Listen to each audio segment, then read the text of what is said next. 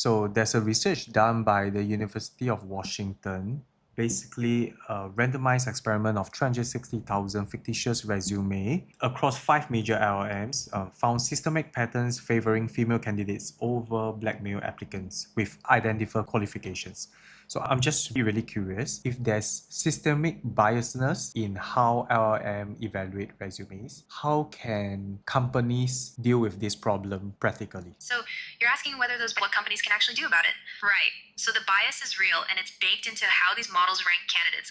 Here's the practical thing though. Companies can remove names entirely before the AI sees the resume or anonymize demographic information up front. But the deeper fix, they need to audit what their models are actually optimizing for. Maybe the training data itself is skewed, or maybe the model is picking up on subtle linguistic patterns that correlate with race or gender. What matters most to you? Preventing bias at hiring scale or understanding why these models have the bias in the first place? Okay, so when I ask the question like how can companies deal with this practically, like should they, I guess the question is more like should we spend time trying to figure out all these things, or is there anything we have to add to the workflow? Do we have to augment the AI to improve the resume screening? What do you feel about it? Yeah, okay. So you're asking whether it's worth diving deep into understanding the bias versus just fixing the workflow itself, right? Honestly, I'd lean toward the workflow fix first because it's faster and doesn't require you to become a bias detective. The simplest thing, line the names and maybe other identifying info before feeding resumes to the AI. That removes a huge chunk of the problem without needing to rebuild models. Then yeah, you could add a second step where a human spot checks the AI's top picks to catch anything that slipped through. But here's my take.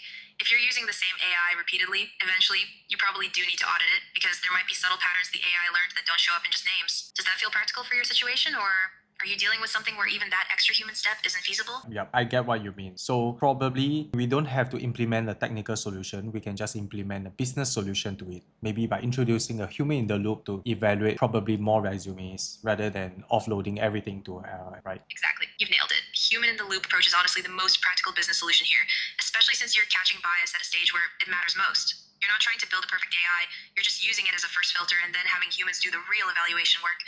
The trade off is time and cost, but that's way easier to manage than trying to retrain models or debug why an algorithm learned to discriminate. Does your organization have the capacity to handle that extra human review? Or is that something you'd need to figure out? Yeah, I'm just figuring out. Thanks.